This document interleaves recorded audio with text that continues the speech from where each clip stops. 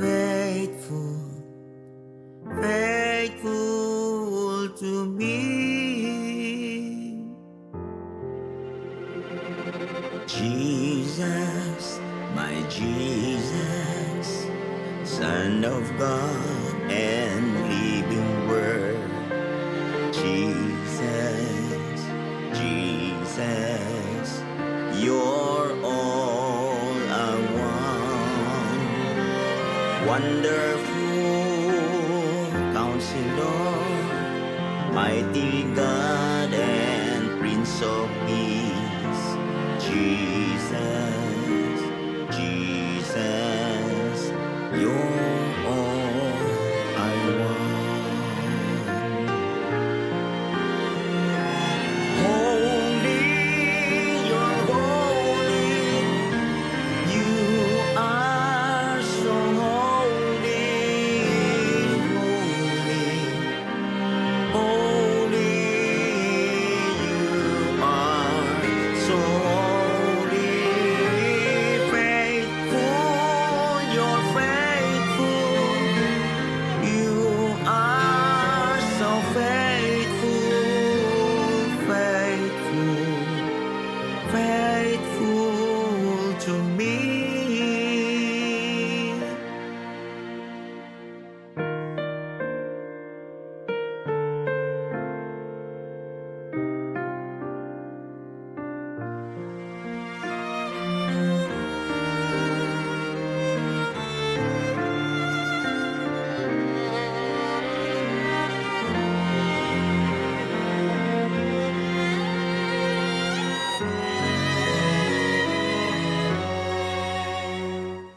Jesus, my Jesus, Son of God and living Word.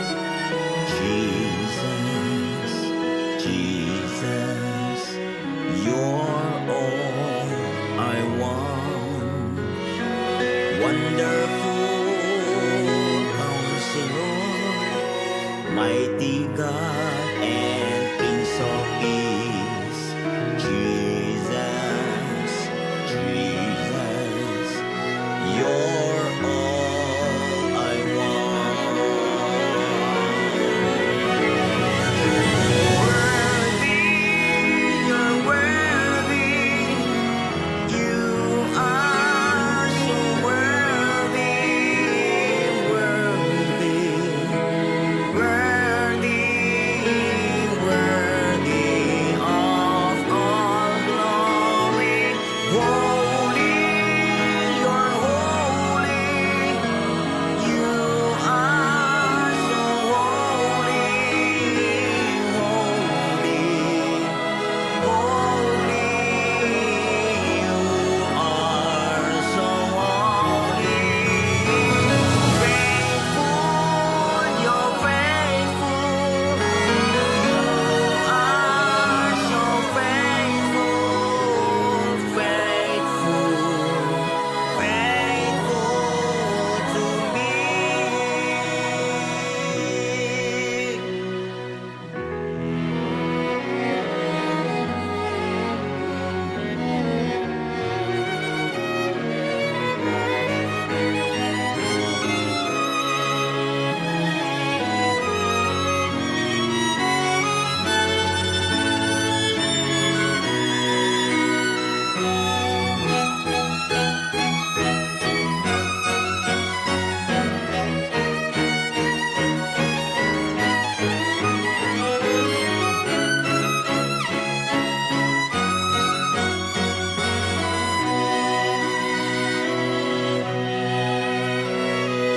Worthy, you're worthy.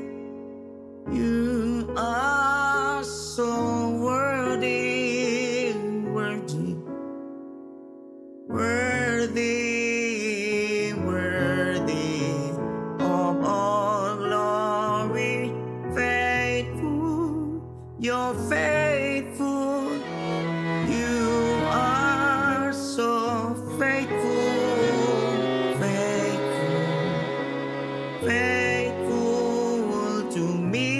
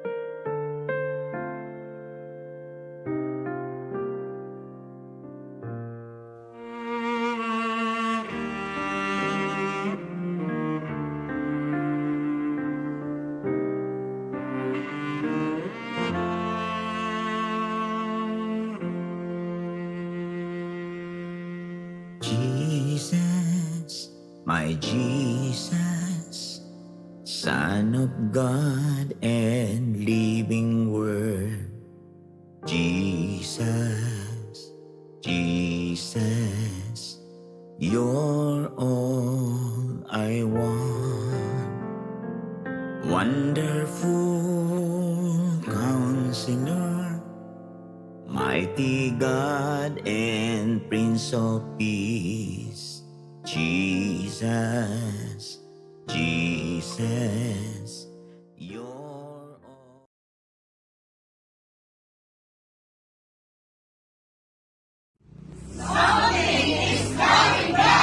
Testimonies are not yet over. And the stories continue because God never stops moving. Daily life sharing is back. Real life, real talk, real life talk.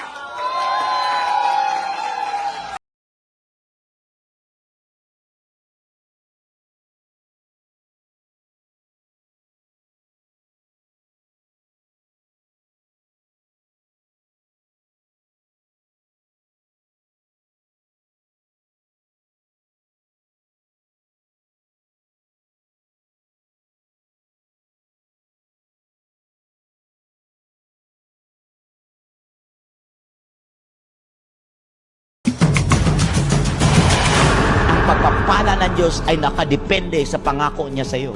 Gusto niyo magtagumpay ang inyong mga anak? Simple lang. Maglingkod kayo sa Panginoon na hindi yan trabaho. Maglingkod kayo sa Panginoon, hindi yan duty. Maglingkod kayo sa Panginoon dahil buhay nyo, hininga nyo. Pagkakataon nyo yan, ng reward na yan ay inyong ma-enjoy. People need the Lord. Hallelujah! Isang masaya na tunay na San Juan, umuulan, umuulan, umuulan ng pagpapala. Ayun! Amen! Mga abangers, welcome to Daily Life Sharing! Real life, Real talk, real people! Magsama-sama tayo muli mga kaibigan at kami aawit. Hanapin niyo na ang inyong mga kaibigan, mga ka-prayer partner. Lahat ng pwede niyo lang itag, i-shout, i-like. Hallelujah! Awit tayo! Ikaw lamang, Jesus, ang mamahalin. Sa puso ko'y walang ibang iibigin. Sa buhay ko'y walang ibang itiin. Ikaw lamang, O Diyos, ang lahat sa akin. Ikaw lamang, Jesus! Ikaw lamang, Jesus, ang mamahalin. Sa puso ko'y walang ibang iibigin. Sa buhay ko'y walang ibang litiin. Ikaw lamang, O Diyos, ang lahat sa akin. Lahat ng may hininga, magpuri sa ngalan niya. Puwangoban ito ng ating Diyos Ama. Katawan ay indah, Katawan ay iinda, kasabay ng kasabay ng paglundag. palakpak! Pumalakpak ng may galak sa presensya niya. Hallelujah! Ikaw lamang, Jesus! Ikaw lamang, Jesus, ang mamahalin. Sa puso ko'y walang Sa ibang puso ko'y iibigin. walang ibang iibigin. Sa buhay ko'y walang ibang mithiin. Ikaw lamang, O Diyos! Ikaw lamang, O Diyos, ang lahat sa akin.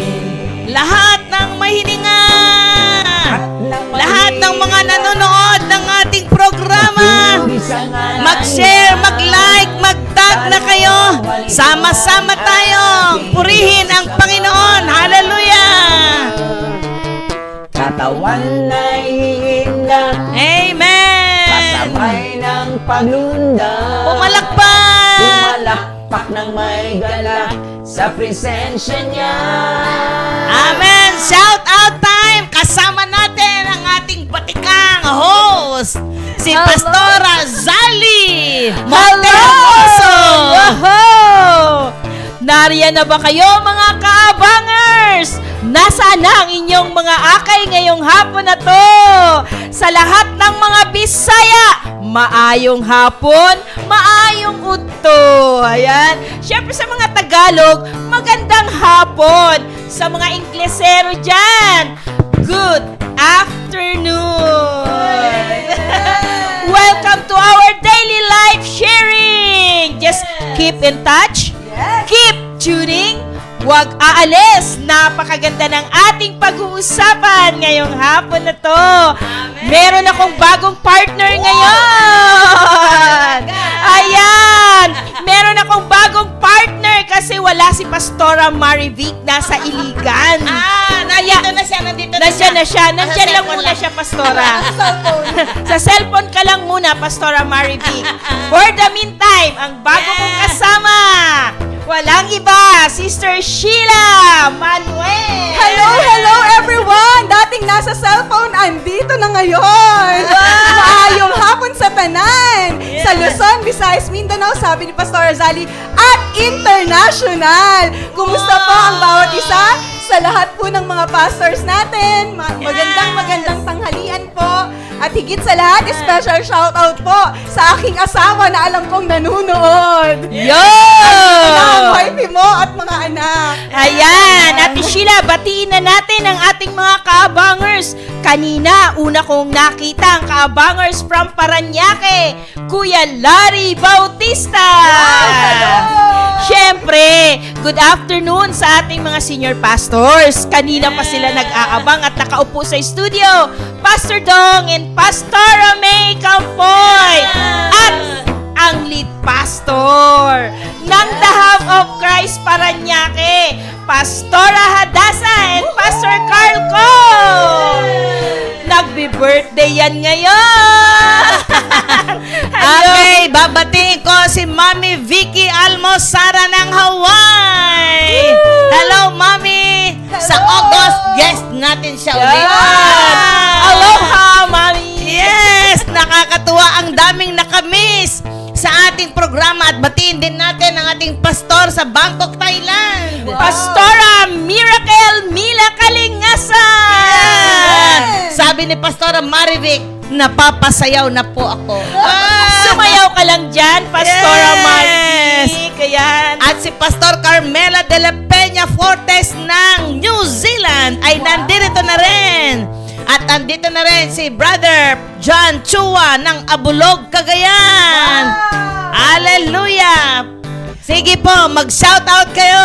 From Cebu, nandito na rin po si Pastor Brazil Sayon. At syempre, alam kong kasama niya ang kanyang may bahay na si Pastora Elizabeth Sayon. Oh, may babatiin ka din daw naman ang darling mo. Syempre, nandyan ang darling ko nanonood. Hello, Yeah. Pastor Morris! Yes! Pagbutihin mo ang pagtatrabaho. Tama, sapagkat ang daily life sharing ay umaarangkada na. May behikulo, kailangan ng gasolina. Yun! Hello, naimbag nga malim mo, Abby Abogado de la Cruz. At ang sabi ni Pastor Rizal, andito na ang tigasin ng General Trias. Yun! Binabati din natin, Pastora, si Sister May Ann Corcuera. Hello po, magandang tanghali po sa lahat. Amen! At ang ating pioneering church sa Silay, Bacolod City, Pastor Micaela Luna. Hallelujah! Amen! Awit pa!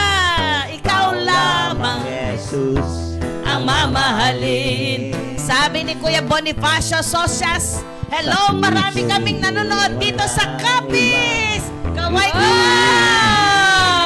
Mayong mo to. Maayo mo to. Hallelujah. Amen. Ikaw lamang.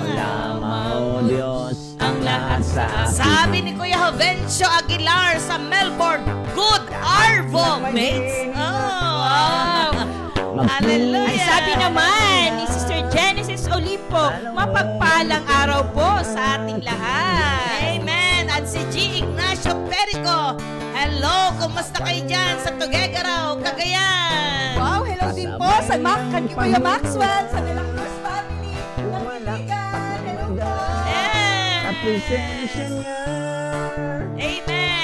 Sabi ni Ate Angie Campoy, kasaya-saya naman ang ating batikang host ng Daily Life Sharing at new host na si Sister Sheila Manuel. Halika na, Ate Angie.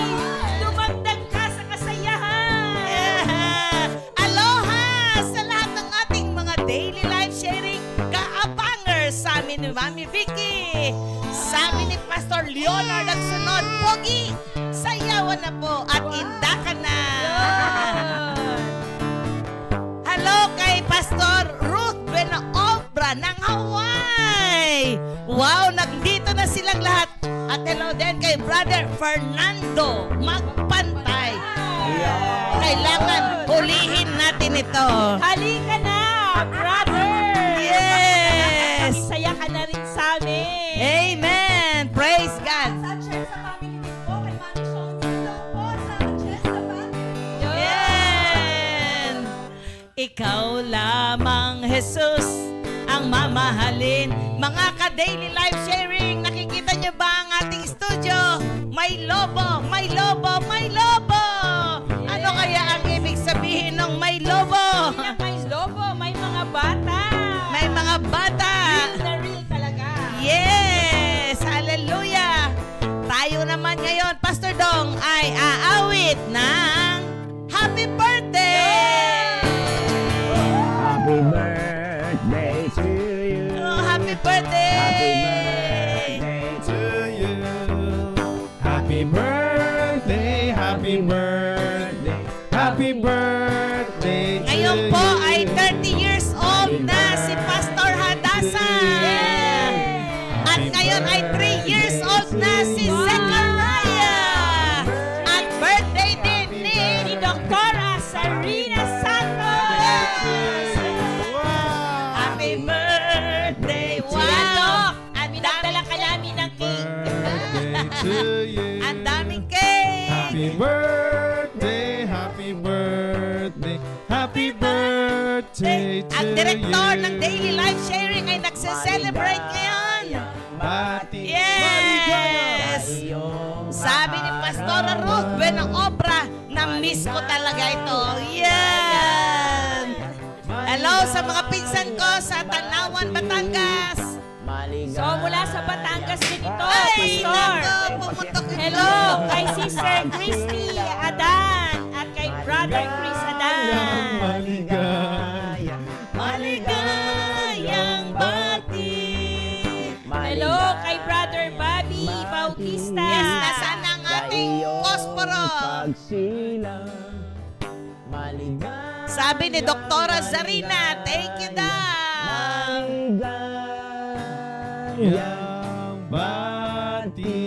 Amen. Praise God. Hallelujah. Napakabuti ng Panginoon. Pastor Carl, ano bang mensahe mo sa iyong mag-ina? Happy birthday, Zechariah and my love, Hadasa. Parang nagliligawan pa lang ulit, ha? Alalahanin mo, nandito mga binan mo, ha? Nahiya ako. Hindi ako masyadong sweet sa ganito. Sa maraming tao.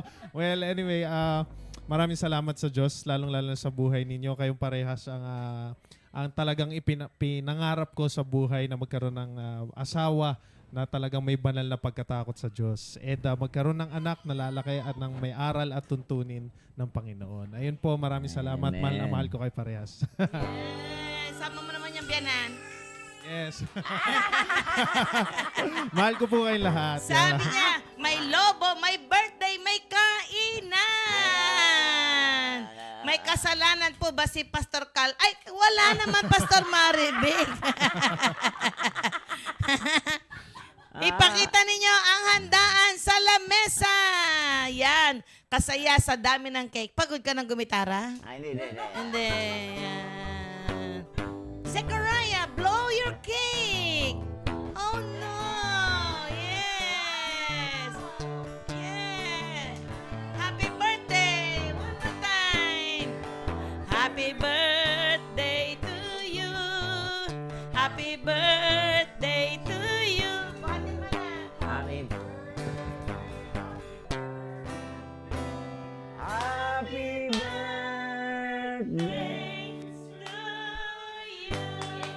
Ayan. Blow, Blow, blow, blow, blow, blow. Blow the candle. 1, 2, 3, go. Wag blow your Blow, cake. blow, blow. Oh, 1, 2, 3. Uy. This one. Hawak mo. Amen. Hallelujah. Salamat sa Diyos. Praise the Lord. At ngayon, mga ka-daily life sharing, awit tayo ng isang awit.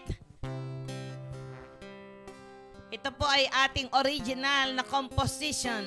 Talagang dahil namimiss nyo ang ating programa, tulungan nyo po kami. Pagtulong-tulungan nating palawigin ang I-share. programang ito.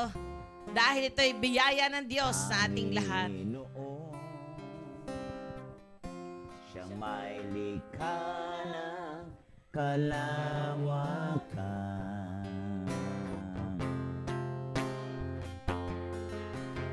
Tanging tugon sa lahat ng pangangailangan. Panginoon, siyang may likha ng kalawakan. Panginoon, Siyang may likha ng kalawakan.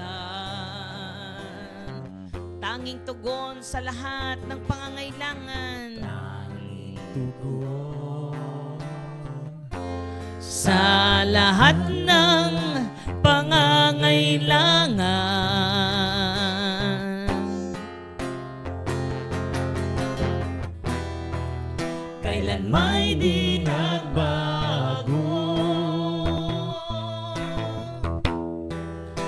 mga pangako mo. Tanging ikaw lang ang aawitan, sasambahin magpakailanman. Hawak mo ang bukas ko, sa piling mo ang puso'y laging kontento.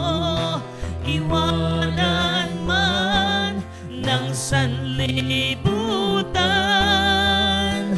habang buhay hindi mo ako iiwan, di pababayaan man. Panghahawakan ko, Hahawakan ko. mga salita mong totoo.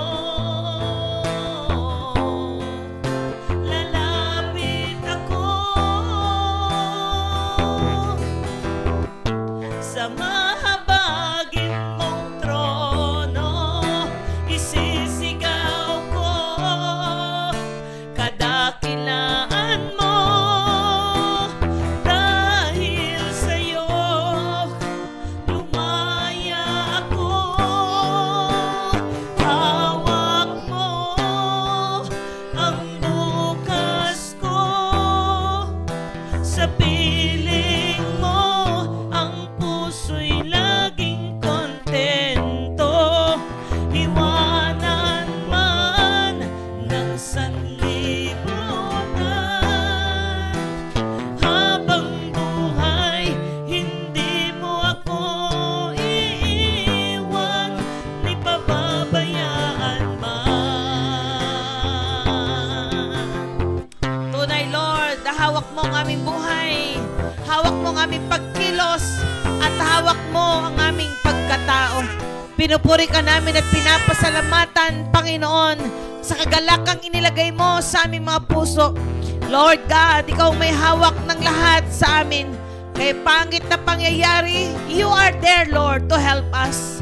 Sa mga gandang pangyayari, glory to God, ang lahat ng papuri ay para sa iyo. Kaya Ama, salamat. Hawak mo ang programang ito. Minsan pa, ibinalik mo ito at lalong mas maganda, lalong mas lumawak, lalong mas lumawik, lalong mas maraming buhay ang maaabot. Kung kahit Ama, nagpapasalamat kami sa mga anak namin sa Panginoon, sa mga partners namin sa ministry, sa lahat, Lord God, ng mga kamay na hinihipo mo upang ang programang ito ay patuloy at patuloy, Lord God, na magamit sa iyong ubasan.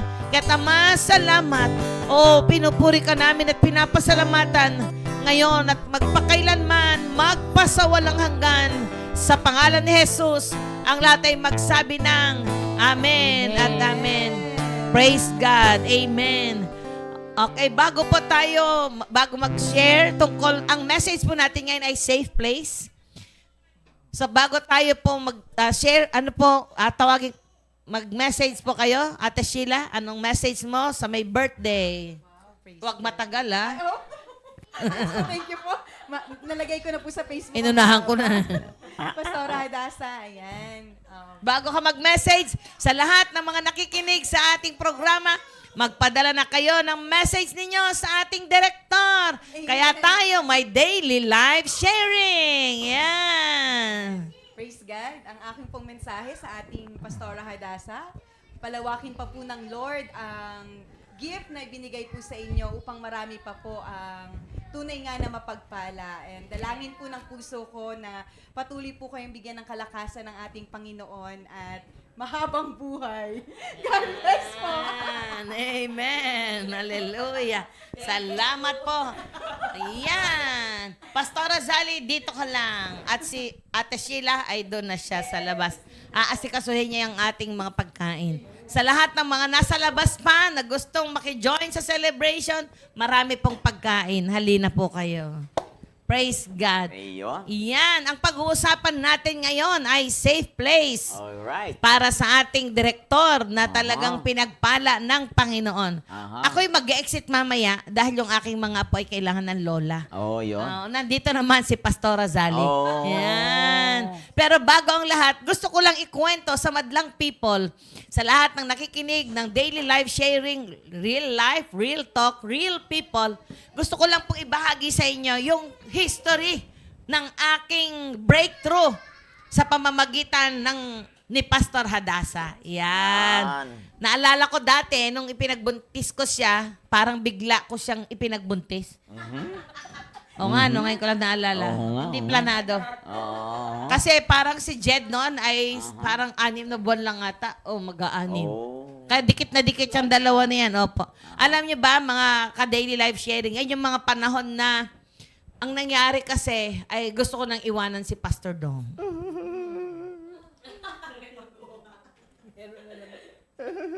May hugot ka na naman. May hugot na naman. May hugot na Andyan pa ba kayo? Ayaw. Walang nagko-comment eh. Wala. Hindi ako magsasalita habang walang nagko-comment. Kasasabi mo lang eh. Na. Ituloy mo na. Ituloy ka na. Ituloy mo na. Diretso lang. Bakit kita iiwanan? Malay ko. Wala akong alam. Napagod na ako. Ayun, napagod. May test talaga. Oo. Kaya may safe place. Kaya Napagod kasi ako. may test. So, mo lang nag-summary. Hindi mo na. Sinasummarize. Oo. Lagyan natin ng kwento. Okay, sige. Talaga kayong mga lalaki, oh. Nakakainip. Ha? Ang tagal, nakakainip. Wala pang nagko-comment eh. Meron na. Tanungin niyo ako, bakit? Bakit? Sabihin niyo bakit? Yan may nagko-comment na Na-miss ko ang mga hugot. Ikaw, Pastora Pastora Sabi ni Pastora Ruth. Kahapon wala akong nahugot. Nagulat ako. Nag-overflow eh. Talaga naman. Hallelujah.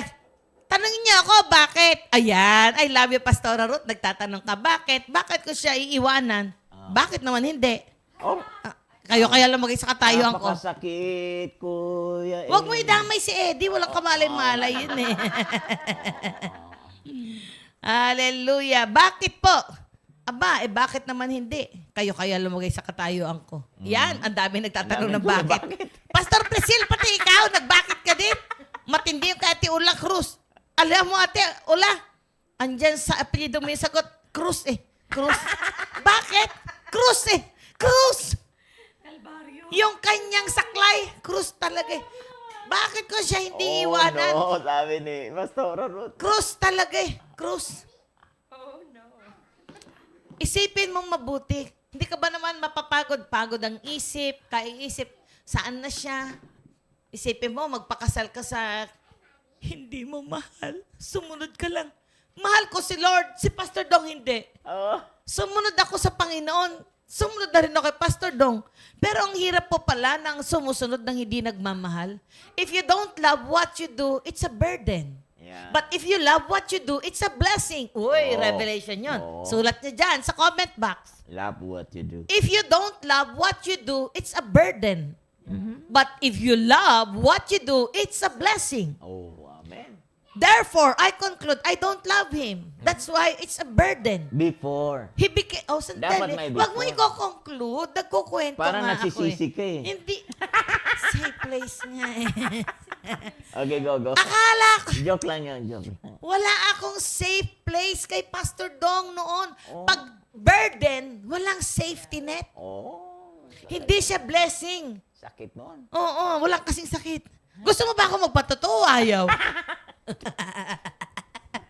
Hawak mo ang bukas ko. Ang hirap talaga. Hindi ko masabi talaga ng hawak ng Diyos ang bukas ko. Ha?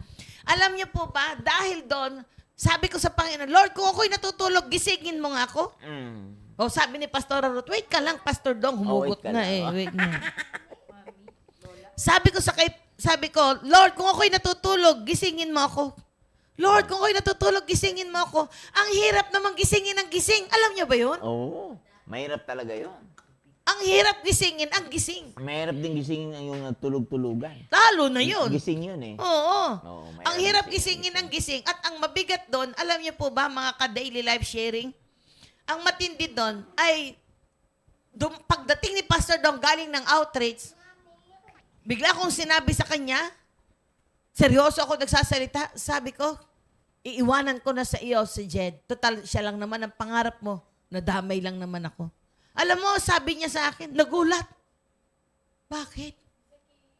Sabi ko sa kanya, ang kailangan mo lang naman ay anak. Para ako natulog, nang napakatagal na ngayon ako nagising. Yun ang sabi kay Pastor Dong. Alam mo, ang sagot niya sa akin ay ganito. Seryoso din siyang sumagot. Kasi nakita niya, seryoso ako eh. Sabi niya, naranasan ko na ito. Iwanan ako ng nanay ko, tatay ko, mga kapatid ko. Kaya nga naranasan ko mamalimos sa luneta. Naranasan ko magtira sa iba-ibang bahay. Alam mo, sabi niya, nang dahil dito, pero, alam mo, sabi niya, pero nang dumating ang Diyos sa buhay ko, niyakap niya ako, pinaglingkuran ko siya, minahal niya ako, ibinigay ko ang buhay ko sa Kanya. At pagkatapos, sabi niya ganyan sa akin. Sabi ni Pastor Samuel. Sandali! Ano? Nag-iisip pa nga ako ng karugtong. Kagugulo niyo ah. Kung may babalik niyo po ang panahon, saan po kayo babalik? Wala nga eh. Natatawa ko kay Pastor Samuel. Kung may Di ko nga babalik alam niyo eh. po, Alam niyo po ba ang pinakamabigat nung gano'n ang sinabi niya sa akin?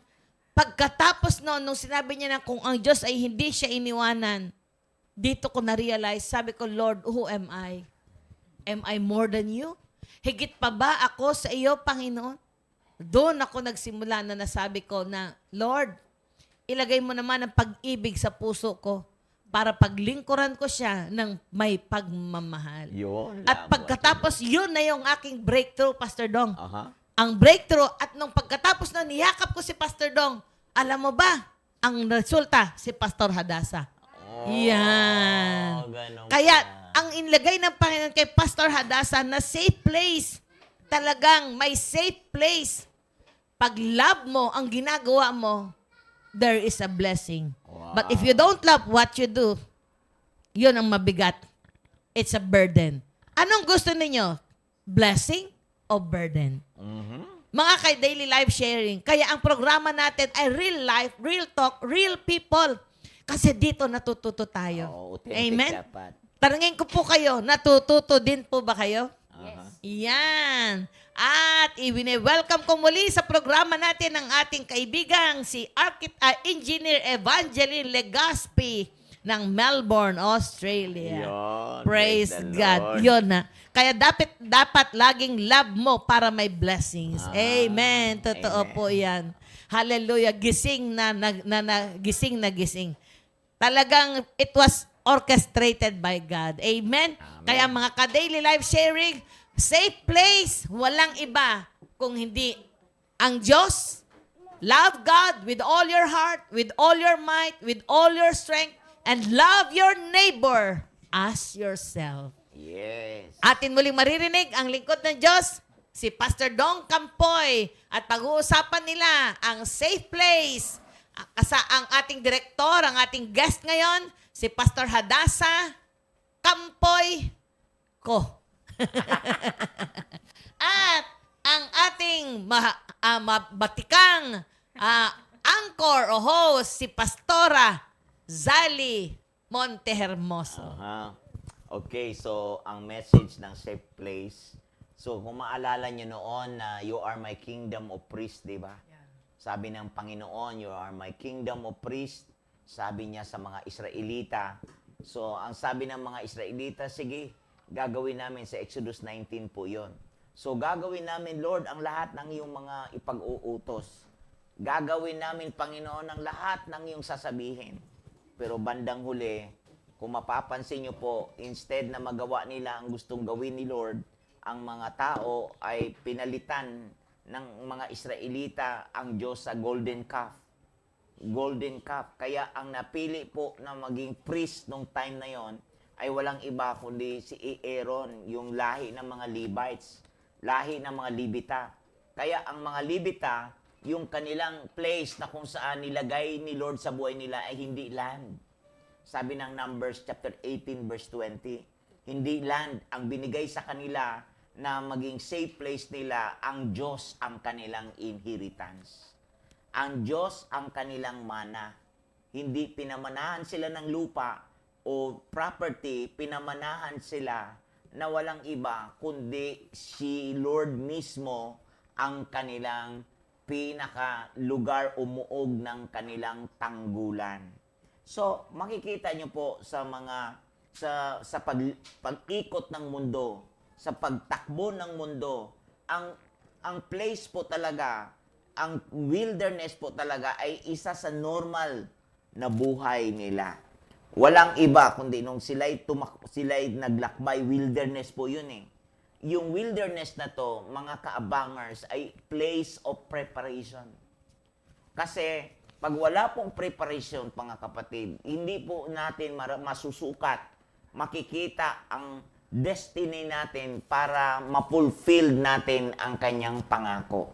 Kaya may kita nyo po, nagdaan po sila sa system na yon, yung kingdom na ito, yung kaharian ng Diyos, na kung saan na siya mismo ang nagtayo, na puno ito ng testing, yung passing the test, para ma-qualify yung kanilang kapasidad kung paanong mag-handle ng sitwasyon. Yan po yon mga kaabangers. Kaya meron pong isang test na place na susubukin, magsusulit talaga para sukatin gaano kataas, gaano kalalim, gaano kalawak ang capacity mo to receive. Gaano din kalawak, gaano kalalim, gaano kataas, gaano ka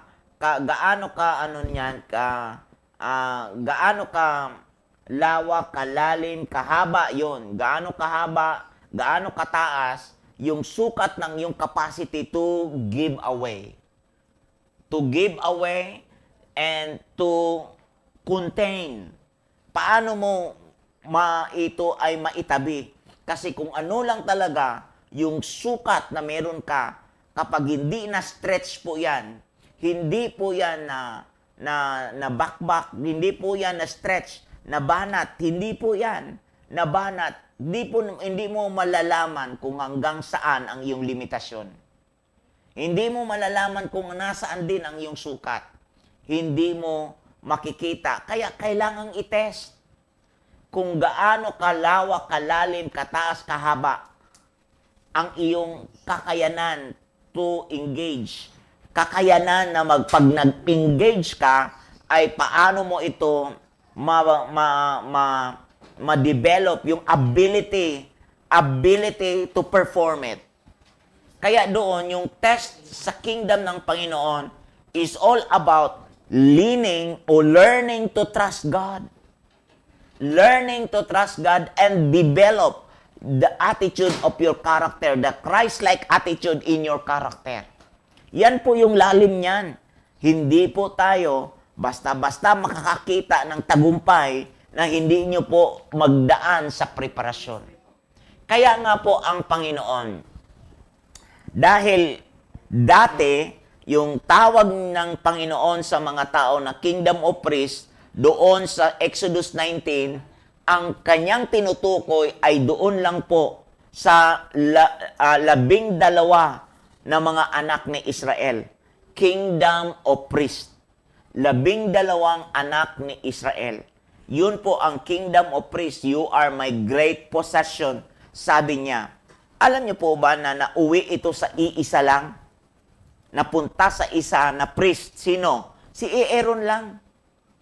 Kaya kung makikita niyo po, sa bagong tipan nang dumating si Jesus, ay talaga po, kailangan nating makita ito. Nasa 1 Peter chapter 3 verse 9, na ang kingdom of priest na yon, at nang pagkatapos si Jesus nag-alay ng kanyang buhay, at ang Espiritu Santo bumaba sa lahat ng tao ng mga nanalig, nanampalataya at nagbalik loob sa Kanya, ang tawag sa ating lahat ng mga nakipag-isa kay Kristo, you are my kingdom of priests, my holy nation, my chosen generation.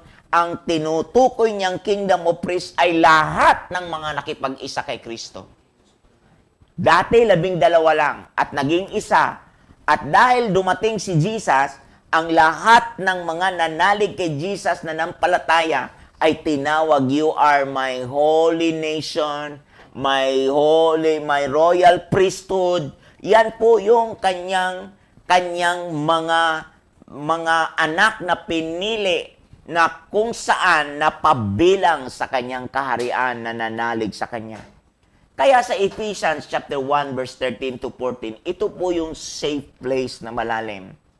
You were sealed with the Holy Spirit of promise, who is the earnest of our inheritance until the redemption of the purchased possession.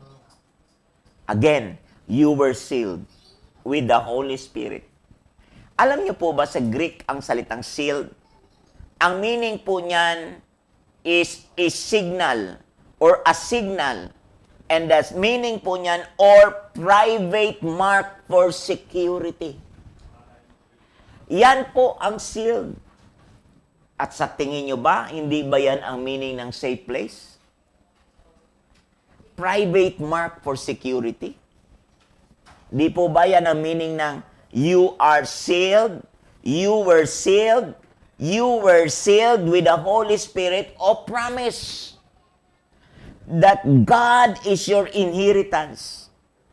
Ang Diyos ang iyong totoong pinakamana ng Diyos nakipagtipan sa atin, at ang mga bagay na natanggap natin ay side benefits na lamang po.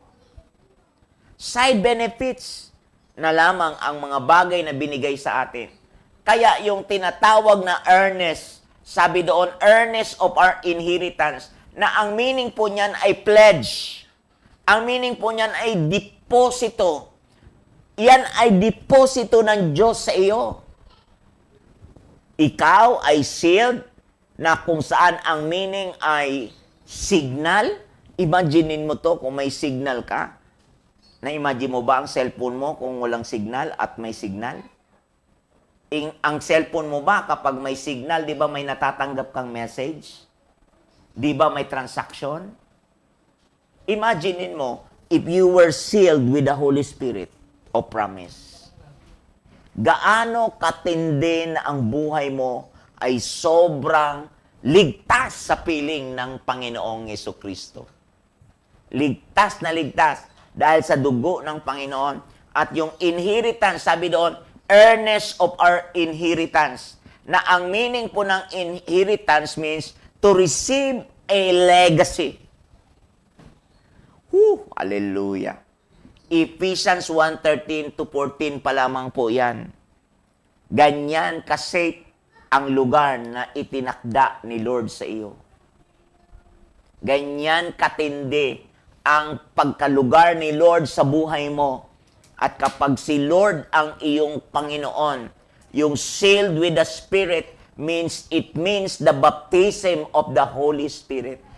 Kahapon ay meron akong tinuro tungkol sa baptism of the Holy Spirit. Kung mapapansin niyo po, it's the power of God coming upon us. And it's a power of God that filling us with the life of God. Power of God that filled us with the life of God. Imaginein mo yung sinabi niya sa Mark 11 na have faith of God. Imaginein mo yan. Yung faith na meron siya, yun yung faith na inilagay niya sa buhay mo. Ang tindi niyan. Sa King James Version, have faith of God. Sa ibang version, have faith in God. Pero sa King James Version, have faith of God. Yun yung faith ni God ang nilagay sa'yo. Ito po yung heirship. Ito po yung sealed. Ito po yung earnest. Ito po yung diniposito ng Diyos sa'yo. Oh my God. Hallelujah. Thank you, Lord. Thank you, Holy Spirit. At dahil dyan, dito ako magtatapos. Ito yung inheritance is within us. Inheritance is within us. Pag sinabi kasi madalas inheritance bagay. Pagkasabi talagang inheritance, karamihan laging ang tinitingnan bagay lang. Tama din po yun. Tama din po yun. Pero ang mas tama, nakikipakinggan mo ito. Kapag meron kang legacy, pakinggan mo to. Pag meron kang legacy, it's a spirit of truth. It's a spirit of truth that cause you to advance. It's a spirit of truth within you that causes you to prosper. And all those things shall be added unto you. Kaya sa 2 Corinthians chapter 4 verse 7, we have this treasure. Now, ito na ang inheritance na gusto kong sabihin. We have this treasure. Anong treasure yun? Christ in earthen vessel. My God, hallelujah. Christ in earthen vessel. In earthen vessels. Christ in earthen vessels. We have this treasure. Sa bagong tipan, ang treasure natin, hindi po yung sinisira ng kalawang. Hindi po nasisira ng kalawang. Kaya kapag may contentment ka, kasi ang Diyos ang inheritance mo, malabo ka na madali sa korupsyon. Dahil maiintindihan mo ang pagkakaiba ng halaga ng bagay at halaga ng buhay. Mahirap kang makurap sa bagay pagkat nasumpungan mo na ang buhay. Hallelujah! Palakpakan, safe place. Hallelujah! Praise God! Hindi pala makikita ang diferensya na wala ka kapag wala kang pera. Bakit? Dahil pag may contentment ka, walang pagkakaiba ng wala kang pera at meron kang pera. Kasi bakit yung gitna, kitang-kita mo ang iyong purpose. Kasi ang Diyos ang iyong inheritance. Hindi rin mo pala makikita kahit may kapansanan ka o buo ka ng paa. Wala palang pagkakaiba yan. Mabuo ang iyong paa, kumpleto ang iyong paa, o pilay man ang iyong paa. Pag nakita mo ang iyong purpose sa Diyos, wala hong pagkakaiba yan. Wala ho. Buo ang likod, kumpleto ang likod, eksakto ang likod, may kuba ang likod. Alam ko, sa tingin ng tao, may malaking pagkakaiba niyan. Pero alam mo, pag nasumpungan mo ang buhay kay Kristo Jesus, wala palang pagkakaiba yon. Kasi, parang ganito po yan. Ako po, physically, di mo talaga makikitang mahanapan ng katulad ng magagawa ng ibang kompleto. Simple lang po, mga kapatid. Para sa akin, katawan ko lang po ang may kapansanan. Pero alam niyo po, mga kaabangers, buo po ang buhay ko dahil kay Kristo Jesus. Buo po ang buhay ko at ang buhay na binigay sa akin, ito ay isinalin ko sa aking mga anak. Di man tayo perfect, kaya sinabi kaninang real life, real talk, real people. Ang meaning po niyan, di ka man perfect, but you can be authentic. You can be real. Maging real ka lang sa sarili mo. Pagkat bakit yung identity mo hindi nakabase sa bagay ng account o hindi nakabase sa account ng pera mo sa bangko. Ang value mo ay nakabase kung paano kang pinahalagahan ng Diyos. Paano kang nakasumpong kay Kristo Jesus ng siyang buhay mo. Thank God for that. All glory to God. Sa yaman ng pagpapala na yan, we have this treasure in 2 Corinthians 4:7. In earthen vessel is no other than Christ. To God be the glory. To God all the honor and all our worship. Amen and amen. Praise God. Hallelujah. Amen. Wow, praise God. Salamat po, Pastor Dong, sa napakayamang mensahe. Talaga, ang safe place mo, yung matagpuan mo, hindi sa bagay, kundi sa Diyos.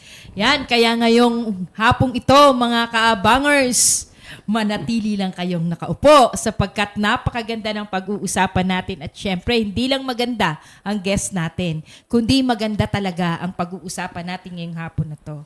Sabi nga, real life, real people need real safe place. Yon. Good. Kaya ngayong hapong ito, tawagin at i-welcome na natin. Samahan nyo kaming i-welcome ang ating guest ngayong hapon na to. Ang nagdiriwang ng kanyang ika-30th birthday, ang lead pastor ng The Hub of Christ Parañaque at ang author mismo ng Safe Place, none other than Pastora Hadassah Campoy Co. Nakalimutan ko eh. Praise God. Marami po talagang nakakalimot ng part na ko. Salamat sa Panginoon talaga po sa opportunity na binibigay niyang makapaglingkod ang bawat isa. And actually, nagulat po talaga ako. Ang alam ko kasi ang mag-i-interviewin ngayon ay sila Nanay Flor at saka si Tatay Danny. Tapos kanina, nagpahinga po talaga ako kasi for the past days, puro sunod-sunod po yung mga meetings, international, tapos lahat ng mga responsibilities na kailangang i-prepare before the trip ng Ethiopia. Kaya sabi ko kanina, pagod na pagod yung katawan ko, tapos si Otniel pa, on and off yung kanyang lagnat. So, sabi ko, magpapahinga muna ako, matutulog ako. Tapos after kong magising, biglang nag-chat si Mama, ikaw yung i-interview sa DLS. At syempre, hindi ko rin alam na ako mag-i-interview sa'yo. Real life, real talk! Sa sobrang real ng daily life sharing, real na real din yung gulat. Na tayo pala ay ilalagay at isa namang privilege po, 'di ba? Isang privilege na madakila ang Panginoon sa pamamagitan ng ating mga buhay. So, walang dahilan para ipagkait kung ano man yung mensahe na inilalagay ng Panginoon sa ating mga buhay. So, praise God po sa opportunity na makapagbahagi ngayong araw na ito. Yun, talaga ang tawag yan, Pastora, banat, binat, bunot, bakbak, at syempre, pagpapala. Amen. Yun, walang pagpapala kapag wala yung 4 na B. So, Pastora, to proceed, ano po ba talaga ang safe place? Pwede nyo po bang i-enlighten ang ating mga ka-DLS, what is safe place? So, if we will be talking about Safe Place Ministry, it's actually a ministry po talaga para sa mga kaanakan ng mga pastor. It's an extension of home para sa lahat ng mga anak ng mga pastor. And not just specifically sa mga anak ng pastor, kundi sa mga pastors themselves. So, because I'm a pastor's kid, kagaya nga ng sinishare ni Pastor Dong kanina, the pastor's kids talagang, we are sealed. Bakit kami sealed? Kasi dahil doon sa covenant na ang aming mga magulang, they had with the Lord. So, because of that covenant, syempre kami na inilagay na anak sa loob ng pamilya ng isang pamilya ng pastor, we are included in that covenant. And we are sealed in that covenant. So, dahil dyan, we have to know na ang kaaway kasi talaga, he came to kill, steal, and destroy. Ang hindi ko masabing role pero pinaka-intent ng kaaway ay mangwasak. So, dahil sa covenant na meron ang magulang at ang magulang at ang Diyos, ang kaaway gustong mangwasak doon. So, let's go back sa scenario ng Garden of Eden. When God created Adam and Eve, God was creating a family. He's creating a family for himself. At doon pa lang, makikita mo na ang kaaway, intentional din siyang mangwasak ng pamilya. So, kaya nga 'di ba kapag ka pumasok sa pag-aasawa, mas nandoon yung attraction na mas nandoon yung hindi pala attraction, mas nandoon yung temptation ng kawasakan kaysa kagaya nung di pa kayo nag-aasawa na you are tempted to be drawn to one another. Pero nung naging mag-asawa na, yung temptation na hindi drawn to one another, kundi ang temptation na being drawn sa ibang mga tao. So, nag-work talaga siya opposite. Which sabi naman talaga ng Bible yun, 'di ba? Sa Romans 5, sa Romans 6, talagang ang kaaway, opposite siya sa gawa ng Panginoon. So, why Safe Place Ministry? Kasi dahil ganun ka-intentional ang kaaway na mangwasak ng ano yung itinalaga ng Panginoon. The biggest question is, kung ang mga pastor ay nagbubuo ng buhay ng iba, nagbubuo ng buhay ng mga miyembro, at karamihan ng kanilang panahon ay nalalaan sa buhay ng mga miyembro, birthday. Sabi nga ni Pastora Mie, ang pagiging pastor ay from womb to tomb, kailangan present ka. So kung sabihin natin ang miyembro mo 50, sabihin natin ang miyembro mo 100, tapos from womb to tomb dapat nandoon ka. Sa panahon naman ng mga anak, yung kailangang panahon ng mga anak mo na nandoon ka, yun yung madalas na nasa-sacrifice. And ang mga anak, nauunawaan yun. Naiintindihan lagi yan ng lahat ng mga anak ng mga pastor. Kasi bakit? Kasi alam namin pare-parehas that is a covenant with the Lord. Yun nga yung inuuhan mo sa Panginoon eh. Pero dahil ang isang anak, whether we like it or not, it comes with immaturity. It comes with it comes with lacking of complete understanding sa kabuuan ng panawagan na yon. So ang kaaway, pumapasok siya sa area na yon. So doon sa gap na yon, kapag ang kaaway ay pumasok, automatic ang dadalihin yan, ano yung damdamin mo, dadalihin yan yung ano ba yung bukso ng ano yung mga desires mo sa buhay. Eh syempre, 'di ba, pagkaanak, batang anak, ang automatic, ang consistent na desire ng isang anak ay panahon ng nanay, panahon ng tatay. Yes. Ang consistent desire ng isang anak ay sana present lagi yung parents ko sa buhay ko. Kaya 'di ba, ang mga anak, ang number one na peer pressure, ang number one na pressure nila ay yung presence ng kanilang mga magulang, expectation ng kanilang mga magulang. So, kung hindi present ang parents sa mga ganong panahon, sino ang katuwang ng mga magulang ng mga pastor habang sila ay nagbubuo ng buhay ng iba? Sino naman ang katuwang nilang nagbubuo ng kanilang Kaya mga anak? makikita mo na kung intentional ang kaaway magwasak, intentional din ang Diyos na magbigay ng buhay na ganap at kasyasya. Amen. Oo, para makita natin yung ano na yun, yung buhay. Kaya nga, dito, sabi may mga tao talagang makakita sabi ni Mami Victoria Almosora. We're so blessed to see you, Pastora Hadassah, having accepted the responsibility and call from your parents. Ito yung legacy of continuation Yung ano na ito kaya ito yung safe place na kapag tumugo ng mga anak natin. Amen. Oo. Kapag ang mga anak ay pumasok doon sa pagitain na nilagay ng Diyos.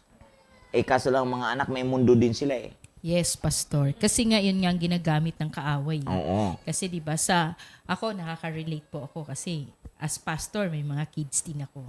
So naghinahanap din talaga nila minsan most of the time yung oras natin, di po ba? Na minsan nagbubuo tayo ng buhay pero hindi natin alam kumusta ang mga anak natin. At yun ang nagiging door ng kaaway, Pastor, no? Na para hindi nilalagay ng kaaway yun para yung legasiya. Kasi yung legasiya ng paglilingkod naming mga lingkod ng Panginoon, ipapasa talaga yan sa iba, iha-hand down yan sa mga anak. At sila talaga ang magpapatuloy. Kasi ang Diyos ay Diyos na buhay. At anumang bagay na ipinagkatiwala ng Diyos sa atin, it is always eternal. Nagko-continue.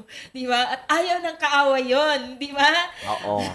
Kaya si Apostol Pablo, nag-pray talaga siya sa Ephesians, di ba, chapter 1, verse 18, that the eyes of understanding being enlightened, that you might know what is the hope of your calling. Wow. Ito yun yung safe place na ito, that you might know Grabe. what is the hope of your calling, what are the riches of the glory of His inheritance in the saints. Wow, napakaganda. Gusto kong kunin, Pastor, yung what are the riches of His glory. Oo. So, at gusto kong i-connect yon sa safe place ni Pastora Dash. So, Pastora Dash, how will it benefits? Paano magbe-benefits ang mga pastors' kids? Even, para lang po ba ito sa mga pastors' kids? Or pwede na rin bang isama ang mga missionary kids? At paano sila magbe-benefits? Ano yung kanilang benepisyo na matatamasa sa safe place? Kasi ang ganda nung sinabi ni Pastor Tong Actually, Pastor, that's also related dun sa naging question ni Pastor Sam. Pwede ba nating basahin? Sabi ni Pastor Sam dyan ay... Samuel. Oo, ni Pastor Sam. Bakit po meron pa ring nahihiwalay ng landas na mga anak ng pastor kahit na sila ay lumaki na sa pangangalaga ng kanilang mga magulang, meron po bang nagkulang? So kapag usapang pagkukulang, lahat naman ng tao talaga magkukulang at magkukulang.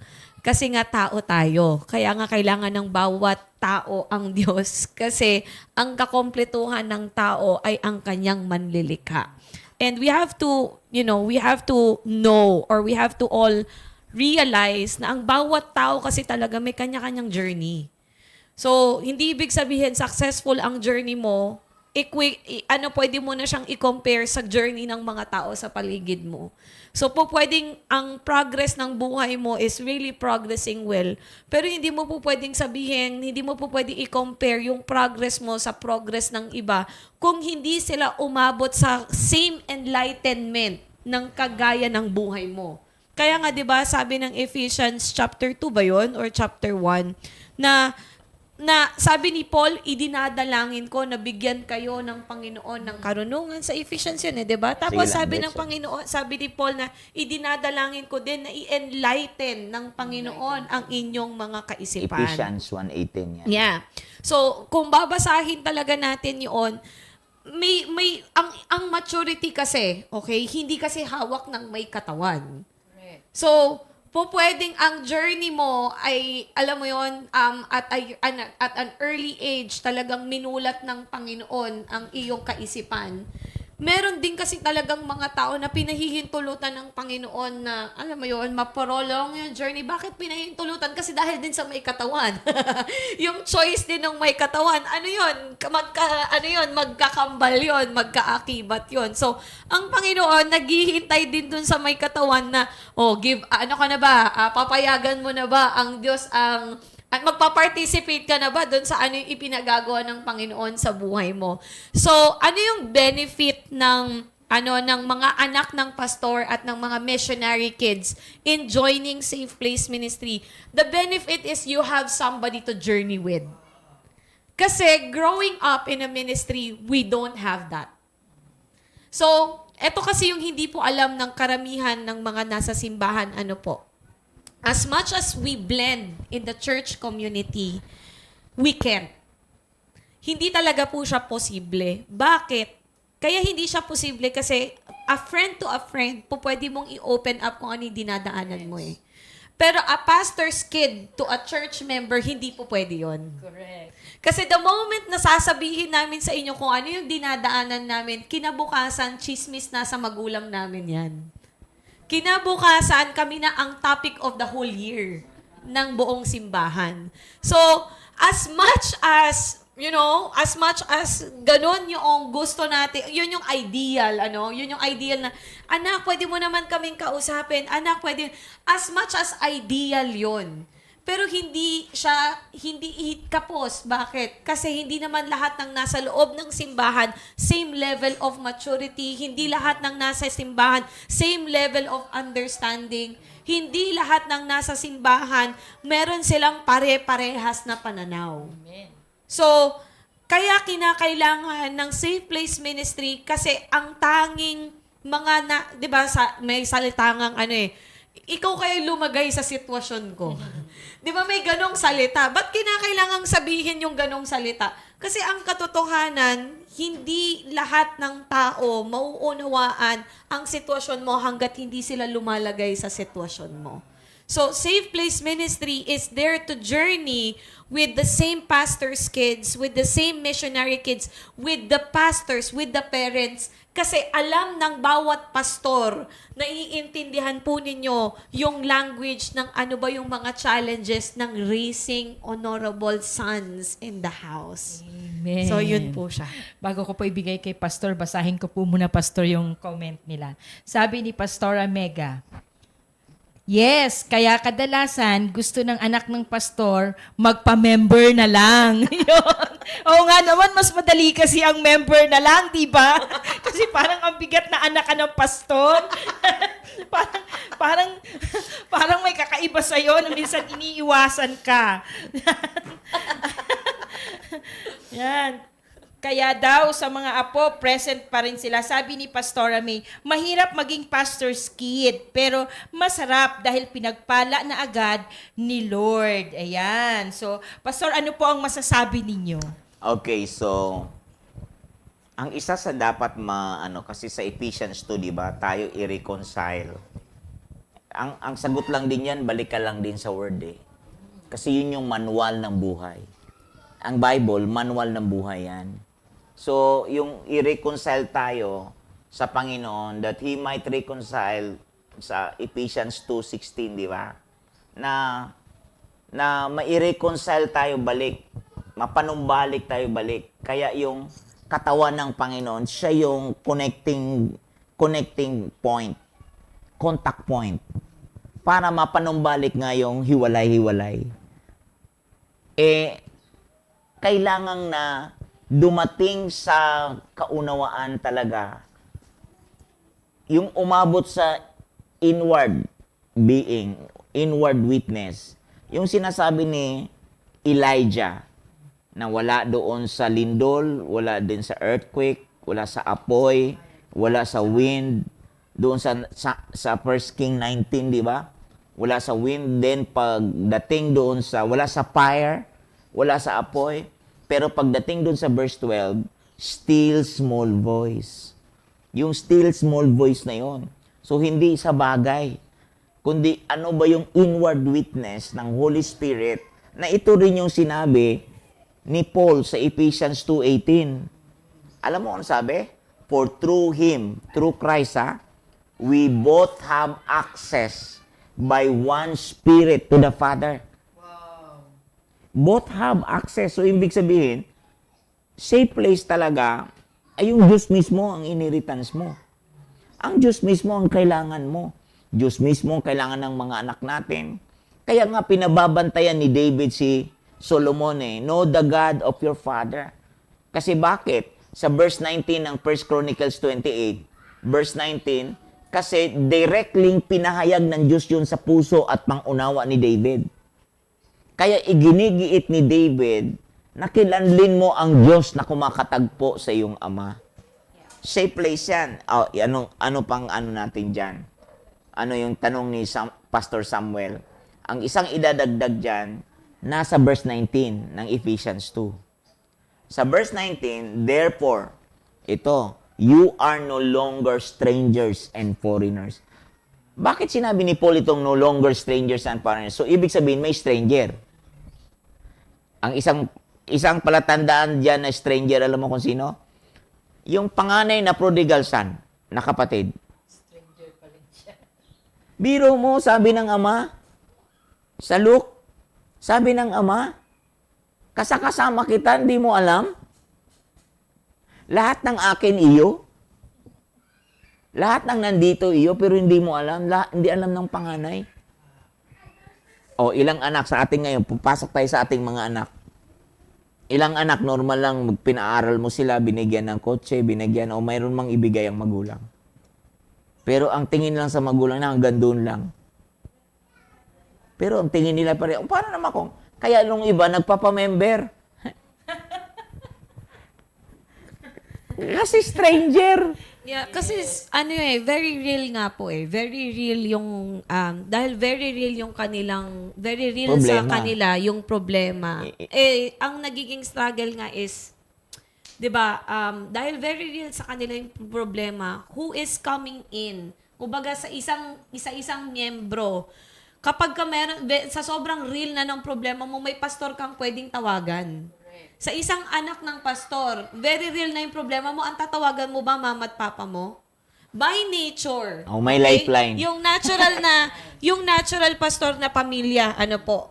Kapag ka ang kiskisan nasa loob ng tahanan, yung anak mo at ikaw, meron kayong kiskisan na dalawa. Sinong gumit na? Sa sobrang real ng problema na yon, sino ang gigit na? Ang tatawagin ba ng anak mo, ikaw? Kasi ikaw lang ang pastor. O, di ba? Kasi ikaw lang yung pastor sa buhay nila. Ikaw ba? Definitely po hindi. Hindi rin nila tatawagin ng member kasi takot silang Di ba po? So, Yun yung isa sa safe place, no? Yeah. kaya kinakailangan Totoo yun. pumasok ang Safe Place Ministry kasi talaga po, ang Diyos kasi He's a God who formed the family. He's a God who gifted us family. So, dahil ganun siya, at very real ang pamilya na to, di ba? Dahil very real very real itong struggles na to, very real itong battle. problema na to. Ang susunod na katanungan is, sino ba ang bababa doon sa pangunawa ng very real nga sa kanya yung pinagdadaanan niya? Correct. Syempre, ang nanay at ang tatay, ang nasa isip niyan, hatakin kita anak dito Tama?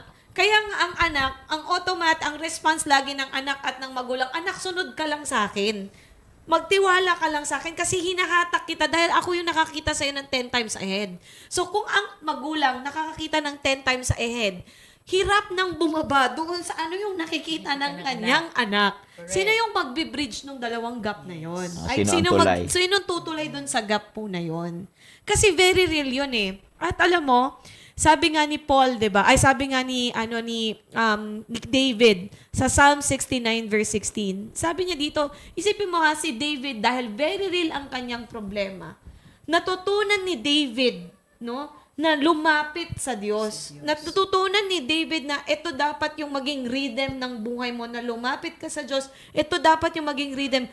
Sinabi ni David, sabi niya, hide not your face from your servant, for I am distressed. Make haste to answer me. Draw near to my soul. Redeem me. Ransom me because of my enemies.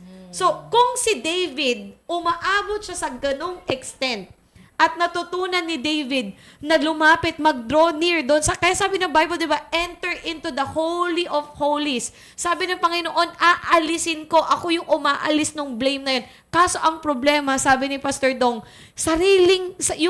yung sariling anak na nasa loob ng tahanan, para sa kanya, foreigner siya doon. Sino ang gagamitin ng Panginoon para ipaalala sa Tumayo anak? sa gap. Yeah. Para ipaalala sa anak na, anak ka.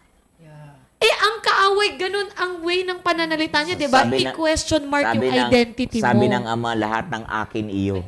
Pero parang di alam nung panganay. Hindi alam. Exactly. Kasi foreign nga siya, pastor. Nandun na siya, parang ang tawag nun kampante Para siya, ibang hindi tao. Kampante. Oo. Di ba? So, very real lahat yun. Yes. Very real sa perspective niya yun. Very real yun sa kanyang pananaw. So, kung very real yun sa kanyang pananaw, sino ang magpapaunawa sa ganong mga anak? So, alam mo ba, ang sabi lang ng Bible, ako po kasi, dumaan ako sa ganong sitwasyon na, well, hindi naman kasi po lihim ito, no, sa ating simbahan. Hindi rin to lihim sa maraming mga tao. Na kapag sa loob kasi talaga ng family po namin, ang number one kasi talagang, kapag sinabi mo sa lahat ng mga anak ng Pastor Dong, ang number one na nag-i-stand out si Kuya Jed. At ang number one na lagi talagang maririnig mong ikinukwento, sa aming 4 na magkakapatid, lagi talaga yan si Kuya Jed. So, pero sa aming magkakapatid, common yung understanding namin na wala kaming inggitan sa isa't isa. Common yung understanding namin na wala kaming strive sa isa't isa. Wala kaming ganon. Pero, hindi mo maaalis yung pressure sa labas. Correct. Hindi mo maaalis yung Ihahambing. paano kayo tinitignan ng mga tao. Alam po namin yun eh. So, alam namin yun. So, ang difference, parang hindi ko naman sinasabing prodigal son si kuya, no? Pero, yung design na siya yung malayo, kami yung present na nandito. Kami yung laging kasama nila mama at papa. Kami yung kasama nila sa loob ng church. Kami yung kasama nila sa lahat ng pagkakataon habang yung kuya namin nasa malayo. Derek na nakasaksi. Kami yung direct na nakakasaksi sa lahat ng nangyayari sa loob ng church. Pero isipin mo, kung ako yung direct, kaya nga I resonate with that son eh. Na ako yung nandito, pero bakit ako umabot sa extent na naghahanap ako ng appreciation? Bakit ako umabot sa extent na bakit si kuya na lang yung laging napapansin? Bakit ako umabot? That's pwede mong sabihin na it comes with immaturity. Pwede mong sabihin na, totoo kasi naman talaga na may Totoong ganon. feeling ng isang anak. Oo. Ito sabi ni shout out kay Mitch De Silva. Yeah. Okay, so anak, yan. Ito sabi niya, hindi lang biological parents. Even more special, they are also spiritual parents at the same time. It takes a lot of humility for the PK na lumapit sa mismong magulang and at the same time sa Yes, pastor din. That's really true. Pero pag pumasok nga yung immaturity, hindi talaga possible yun. Hindi, ang aking makita natin dyan sa Luke 15 din, di ba? Ito yung makakabulaga no? Nakakabulaga, di ba? Yung ama sumagot doon sa anak kasi yung anak nagsabi na, so many years, verse 29 ng Luke 15, di ba? So many years I have served you and I've never disobeyed your command. Ito matindi, masunurin to. Oo lang ng oo sa ama to. Parang mga pastor's kids. Oo lang ng oo. Oo nga. Di ba Yes! ito? Yes! Really? Yes! Hindi to. Kasi kami po yung unang tinuruan ng obedience. Oh, na obedient, something you oh. want to do, but you need to do. No option but obey. Di ba? Ito, Hindi din yun. Kami din yung unang hinahanapan ng kung ano yung tinuturo ng pastor sa pulpito. Kailangan yung anak. Kailangan nakikita mauna sa anak yun. Ano yun? Oo, tama. May May nagtatama. nagre-react. May na- Sorry, Pastor. Ayoko lang tapusin yung sa content nung immaturity side, no? So ngayon, syempre si Kuya Jed nung umuwi na dito, di ba? Nagulat ako minsan, sabi na ni Kuya Jed sa akin, parang napansin ko, ako na lang lagi yung kinukwento sa harapan. Parang napansin ko, ako na lang lagi. Alam mo, sabi ni Kuya Jed, teka lang, ako lang ba yung anak?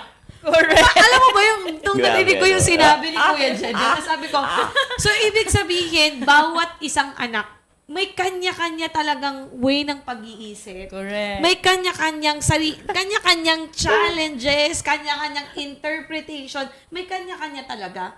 Pero alam niyo po, dahil sa ganong klase ng pressure na po, na very real na struggle sa buhay ko, dinala ako ng Panginoon sa Matthew chapter 6. Nasabi ng Panginoon, sabi ni Jesus, when you pray, kapag ikaw ay nanalangin, huwag kang gumaya ng mga nananalangin na nasa public, di ba? Nasa mga skriba, sa mga sinagoga and all that. Alam mo, kaming mga anak ng pastor, vulnerable po kami sa ganong mga sitwasyon. Bakit? Lumaki kami na ang ministry ay parte na ng pagkatao, ng lifestyle namin.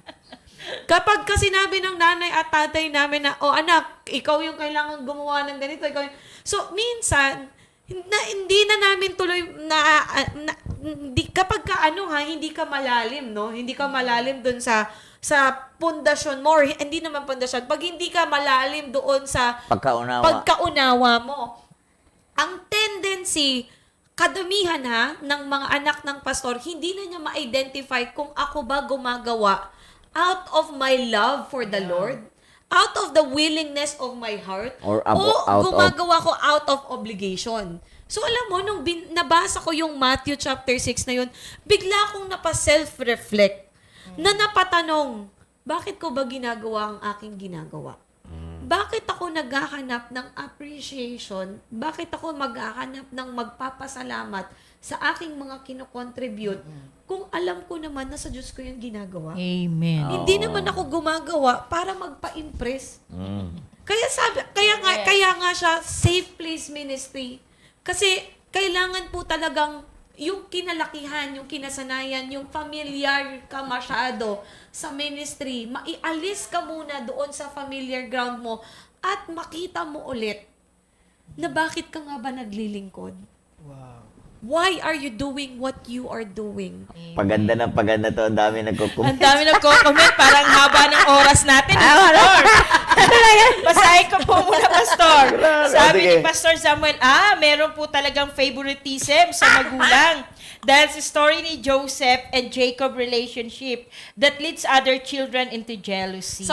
Sorry po, medyo iano lang natin yan, ha? Hindi naman po. Hindi naman po sa lahat ng Yeah, parents. It doesn't apply to all. Ako po, personally, based sa naging understanding ko, or ngayong nasa, mas lalong pinalawak na ng Panginoon yung pangunawa ko, naintindihan ko yung mama at papa ko, bakit laging ang nafa-front si kuya. Una, maliban doon sa, besides doon sa ano yung mga naging success ng kuya ko, ikaw ba naman isang magulang? Sa murang edad ng anak mo, nawalay na siya sa'yo. Correct. Diba? Ano yung pwede mong makontribute sa journey niya na nawalay na siya sa'yo kaagad? Yun na lang yung pang-boost ng Yun na lang yung pwede yung nilang confidence. ipang-boost na i-appreciate kung ano yung ginagawa ng anak, i-encourage kung ano yung ginagawa ng anak, mag-provide kung ano yung ginagawa ng anak. Kasi you are not there physically to be present sa lahat ng mga pagkakataon na alam mong may dadaanan siya pero wala ka doon at hindi niya sasabihin yun sa'yo. Amen. Basahin ko muna yung mga komenta. Galing na ito. Sige po, Pastor. Sabi ni, Pastora Ruth. Pastora Ruth. Sige, basahin mo dyan. Me as a pastor, when I talk to my son, I ask first, sino gusto niya kausapin? Mom niya or pastor? Paano nga po kung ang pastor mo ay pastor, ang mami mo ay pastor mo rin, at ang daddy mo ay pastor? Oo. Wala pong pagpipilian, kaya pwede nilang puntahan safe place. Diba? Okay, maganda to. Sabi ni Sister Isa Caleon, siguro pakiramdam na hindi sila naiintindihan. Minsan, nahihirapan silang magbahagi ng kanilang mga sariling problema.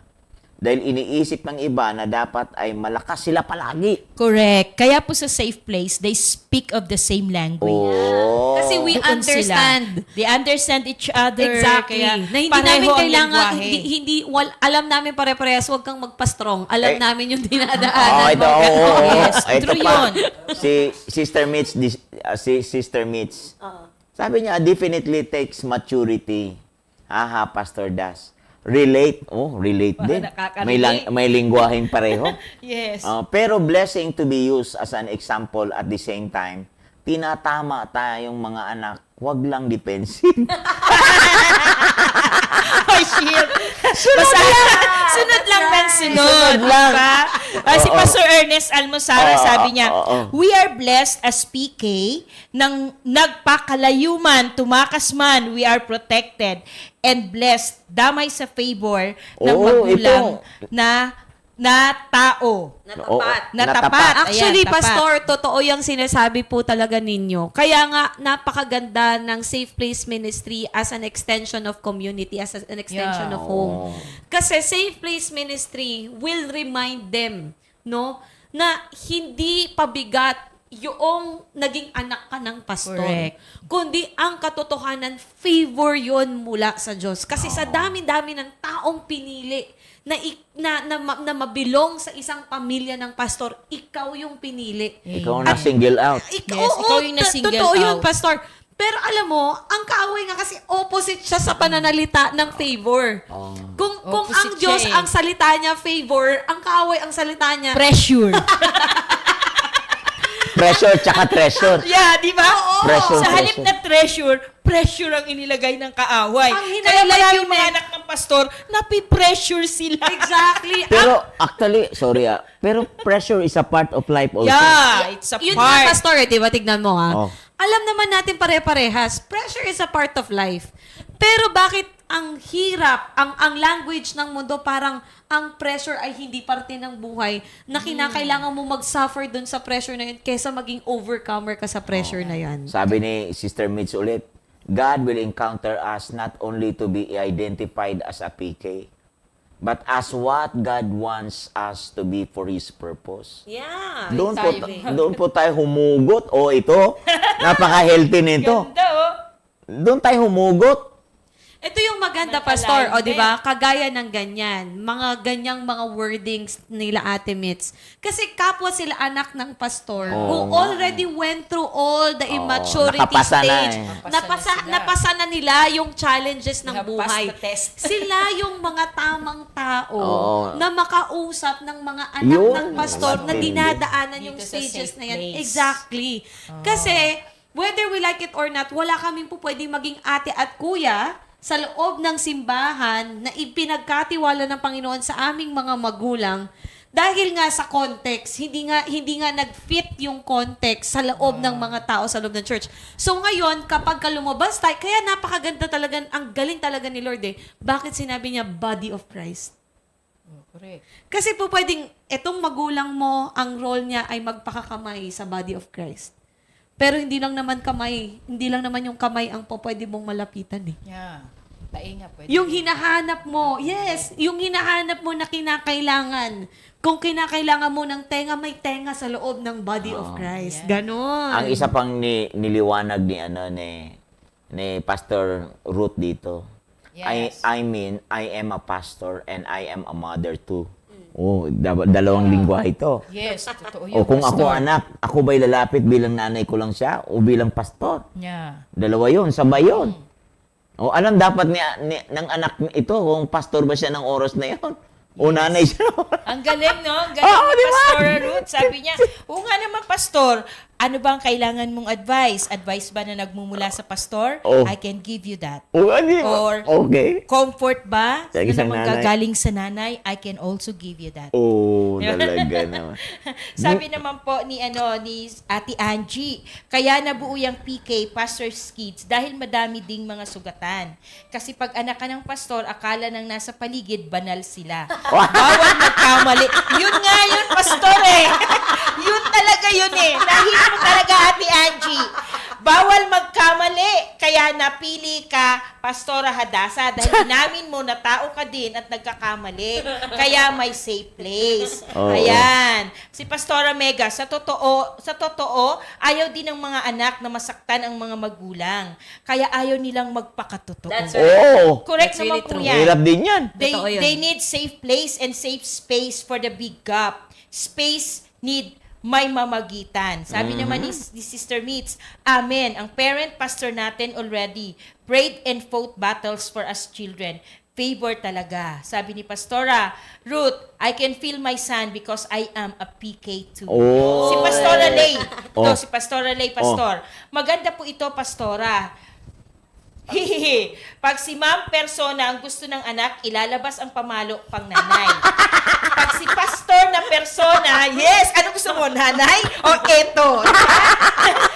Pag si pastor na persona ang gusto ng anak, kahit nang gigigil ka na, pero dahil pastor ka, maghihinahon ka pa din at pagpapayuhan at ipapanalangin.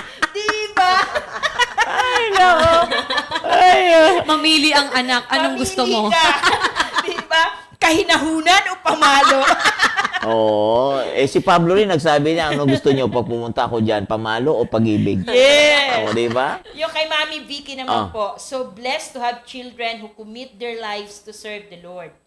Though we don't pressure them, it's the Lord who personally manifested to them and called them in His perfect timing. Wow, grabe, no? Salamat po mga kaabangers. Grabe, ang dami nilang comment. Pero Oo, parang ang napa- bilis din ng oras. Ayan. Pastora Dash, alam kong hindi natin talaga ito matatapos. Oo, dapat may ano Actually to. talaga, Ninang, ang topic kasi talaga ng mga pinagdadaanan ng mga anak ng pastor, that's really often talked about. Very sensitive po kasi talaga ang topic kapag ang pinag-uusapan ay pamilya ng pastor. Bakit siya very sensitive? Kasi again, 'di ba? We have to admit, karamihan ng mga nasa loob ng church, yung kakapusan ng pangunawa ay talagang it entails with a lot of expectation. Whether sa anak ng pastor or sa pastor themselves, it really entails with that. Kasunod talaga yon. So, napaka-real po talaga ng lahat ng yan. Pero again, meron ngang minsang nagkwento sa akin, no? Isang pastor, sabi niya, ako nga, sabi niya, bilang isang ina, kapag nakikipag-usap na lang ako sa mga anak ko, hinuhubad ko na lang yung aking pagkapastor upang magpakananay sa kanila.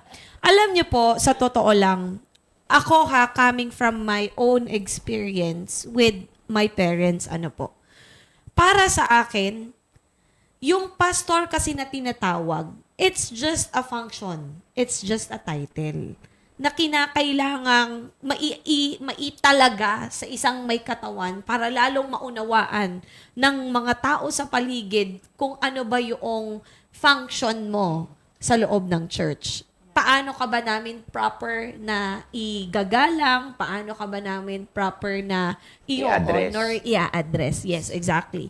Pero, pag pinag-uusapang lingkod ng Diyos, pag pinag-uusapang anak ng Diyos, para po sa akin, ang pagiging magulang is greater than a pastor. Yeah. Bakit siya greater than a pastor? Kasi sabi ng Bible, 'di ba? Ephesians 6, 'di ba? Children, obey your parents in the Lord, for this is right. Honor your father and your mother, for this is the first commandment with a promise. Yung Bible nagsasabi na meron siyang two kinds ng magulang. Isang magulang na leading their children to the Lord at isang magulang na ang nire-require ng Panginoon ay igalang sila kasi whether we like it or not, may mga magulang na binigyan ng opportunity magpakamagulang pero hindi nagpakamagulang. Pero kung ikaw ay Kristiyano, ikaw ay anak ng Diyos, hindi mo po pwedeng hubarin ang pagiging lingkod ng Diyos even sa iyong mga anak.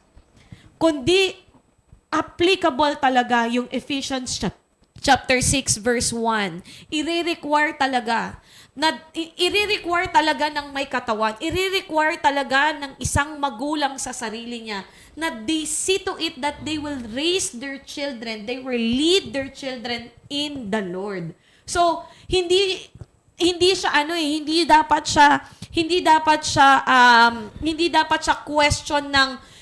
siya question ng magpapaka-physical muna ako na magulang. Hindi dapat siya ganong question eh.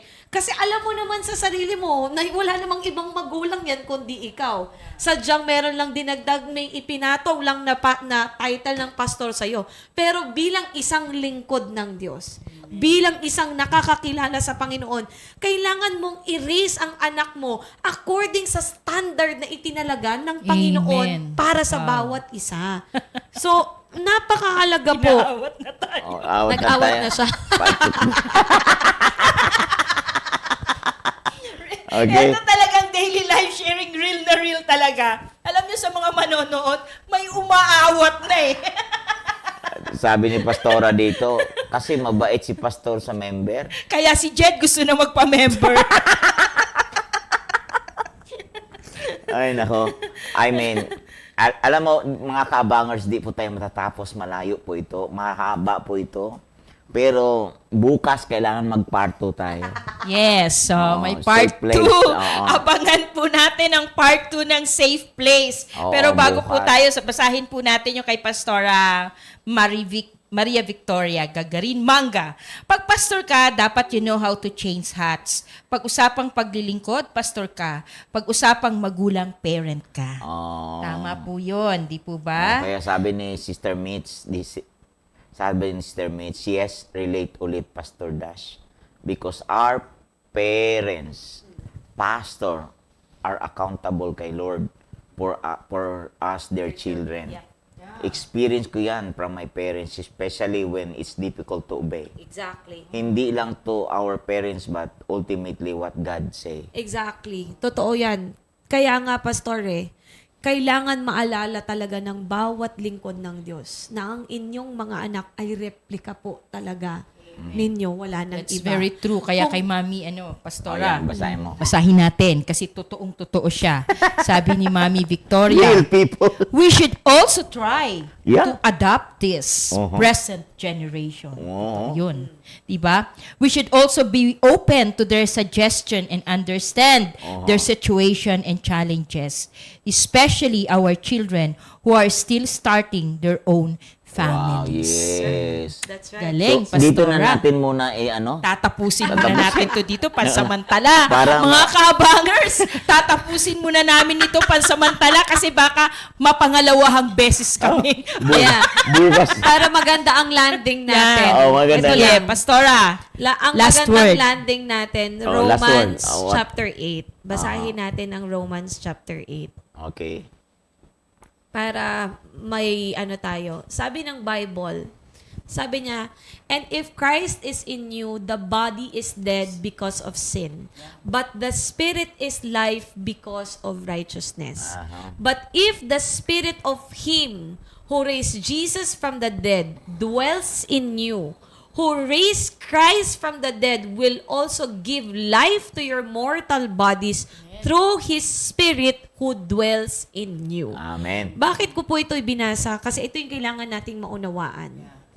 Whether yung both languages ng pagiging natural na magulang at pagiging spiritual na magulang, kailangan nating maunawaan ang pinaka-importanting role na magampanan ng bawat magulang ay magpaka-spiritual kang magulang sa iyong anak.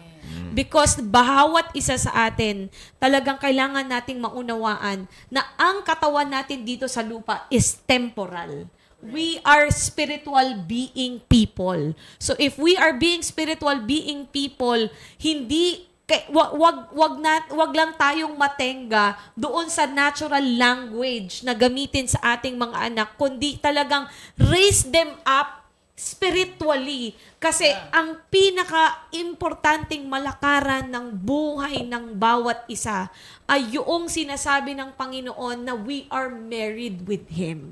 Ikakasal tayo sa kanila. So, ang magulang, kailangan talaga, lalo ikaw ay lingkod ng Diyos, hinahanda mo din ang anak mo sa kung ikaw, 'di ba, hinahanda mo yung anak mo na magpapamilya siya isang araw, kailangan ding ihanda mong anak mo na ikakasal din siya sa Diyos isang araw. So yun po yung pinaka last words ko for today sa lahat ng mga magulang at mga anak ng pastor. Yon, okay.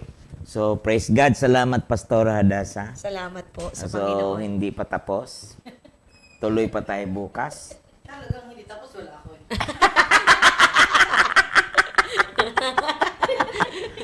Talaga, hindi mo tapos kasi wala siya. Hindi raw po talaga tapos Ngayon kasi pa wala lang po siya. magsisimula ang part 2! Ito na nga ang sinasabi ko kay Pastor Hadasa. Nak, ako ang iyong bukas, ikaw ang aking nakaraan. Ang aking kahapon, ang iyong bukas. Gusto nyo ng sikreto? Mga ka-daily live sharing para sa part 2 bukas. Kung kayo nahihirapan sa inyong mga magulang, sila'y pastor, may sikreto dyan. Ano kanyo? Ano po? Magpa-member kayo kay Pastor! Abangan natin bukas mga ka-daily live sharing ang part 2! Ang saya-saya, di ba? Sama-sama natin pagsalusaluhan ang napakagandang programang ito. Hallelujah! Lord, salamat. Pagpalain mo ang lahat ng mga nakikinig. Amen. Lahat ng mga nanonood.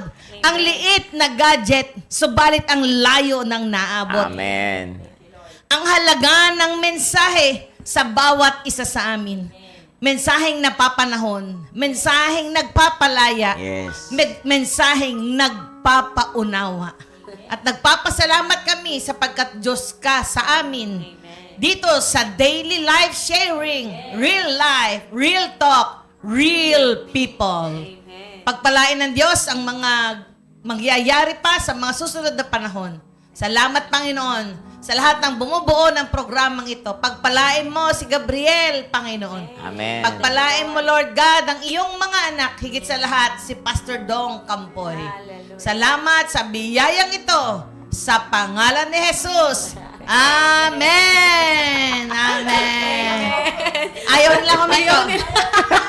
Nabasa ko, ang daming magpapamember.